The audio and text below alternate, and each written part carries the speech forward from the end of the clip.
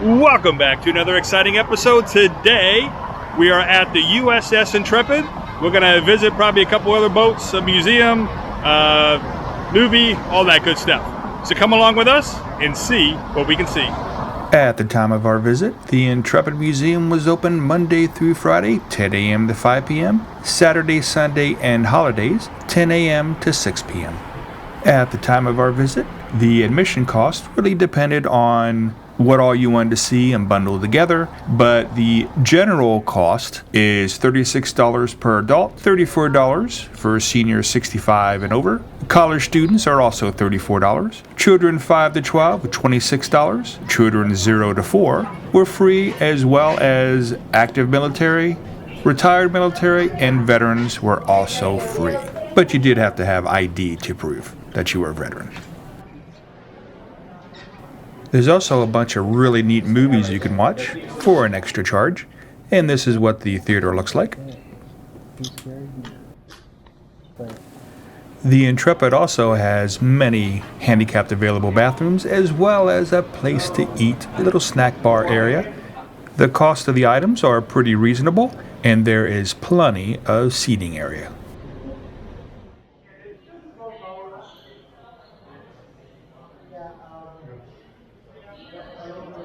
The ship tour is self-guided, so you can start pretty much anywhere. You have these stairs and elevators that can take you to all the floors. And that's the submarine growler during the Cold War. We will see that in the next episode, so stay tuned. Throughout the ship, there are these little placards and signs that tell you where you're at and what is expected. Some of these signs also give specific information and stats of the area that you're in. Remember to keep in mind as you walk through this ship that everything had to be done on the ship. There was no takeout for meals. There was no going to your local machine shop if something got broken. Everything had to be done on ship. The Intrepid Museum, which was originally the Intrepid Sea, Air, and Space Museum, is an American military and maritime history museum in New York City. It's located at Pier 86 at 46th Street, along the Hudson River in the Hell's Kitchen neighborhood of the west side of Manhattan. The museum is mostly composed of exhibits, aircraft, and spacecraft aboard the museum ship USS Intrepid, which is a World War II-era aircraft carrier. The original Intrepid Museum opened on August 3rd, 1982. Between 2006 and 2008, it was completely closed for a $115 million renovation. Also, in 2012, part of the flight deck was closed off due to the addition of the Space Shuttle Enterprise Pavilion, which you can view today. There are 3 decks of the carrier that you can explore. From top to bottom, you have, of course, the flight deck. Then you have the hangar deck and the gallery decks. A large amount of the aircraft on display is on the flight deck.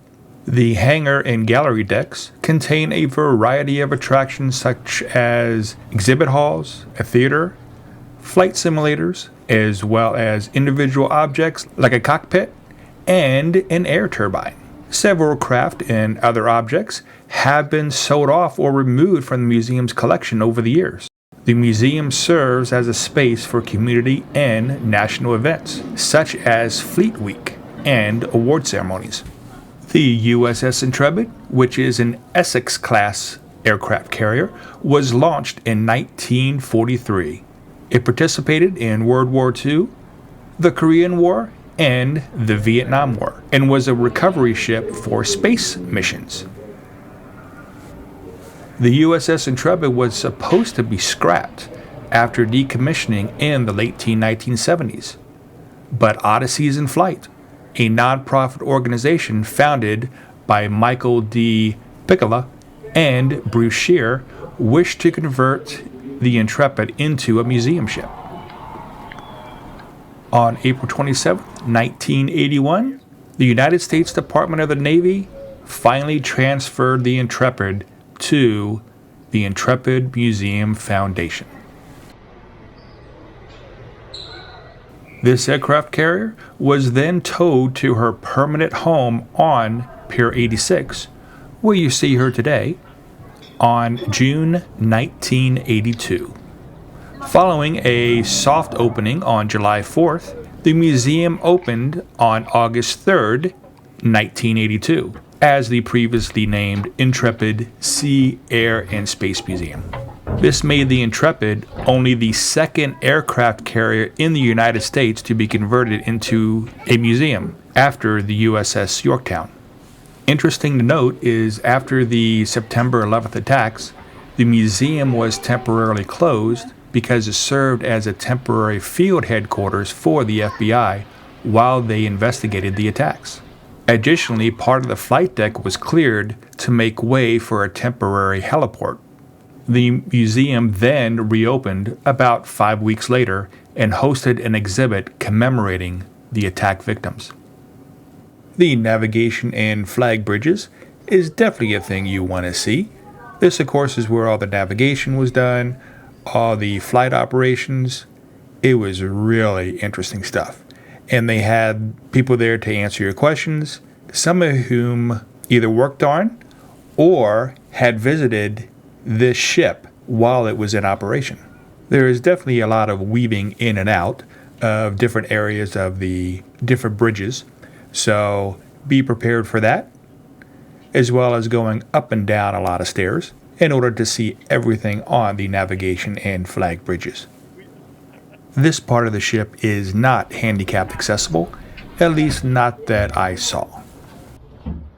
There's also the gun tub and marine berthing area that a lot of people seem to overlook.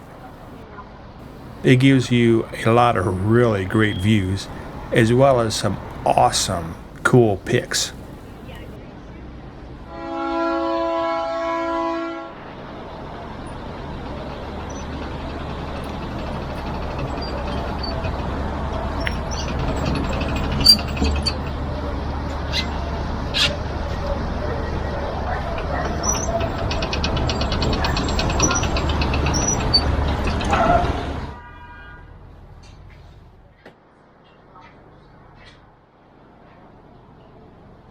Heading back down to the hangar deck, there is a plethora of items to see and tons of things to learn.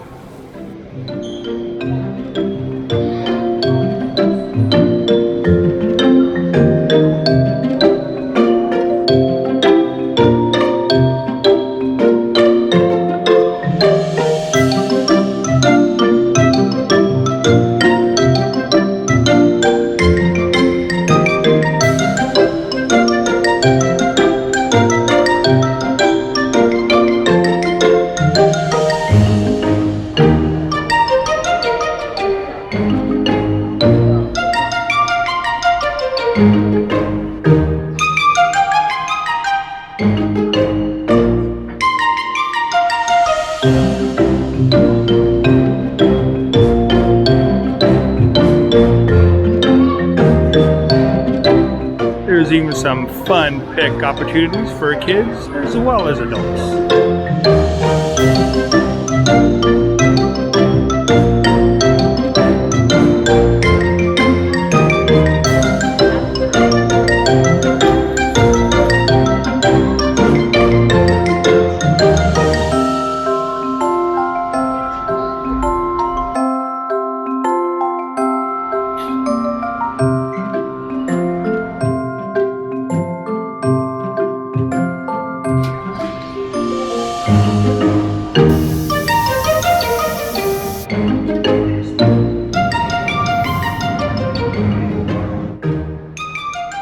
Of course, we have to check out the flight deck with all of its awesome aircraft.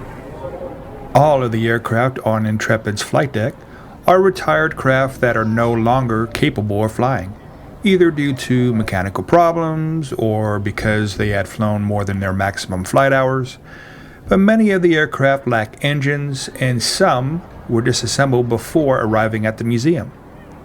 According to the New York Times, the vast majority of aircraft were transported to the museum by airplane, helicopter, or barge. But one aircraft, a Bell AH-1J Sea Cobra, which was a gunship, flew to the museum under its own power before its engines were removed. Now, normally, visitors cannot go inside the aircraft, but there may be exceptions at special events that I may not be aware of. On this very flight deck, the Intrepid launched propeller planes during World War II, fighter jets in Vietnam, and helicopters that recovered NASA astronauts. It now holds a vast collection of historic aircraft and the Space Shuttle Pavilion, which houses the Space Shuttle Enterprise. At the rear of the flight deck is, again, the Enterprise Pavilion, which houses the spacecraft Enterprise. There is so much to see in here, I can't even begin to show you everything. Just take a look at this.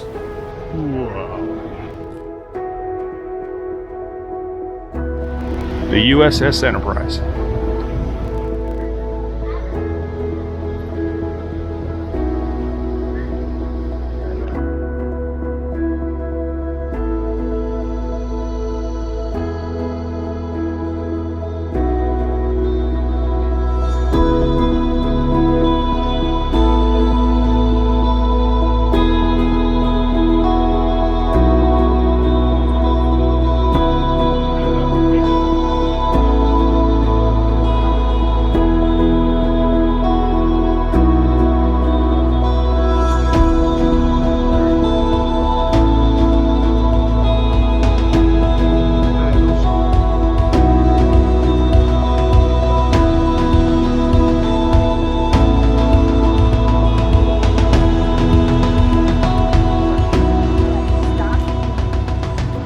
Oh man, this was such an awesome day.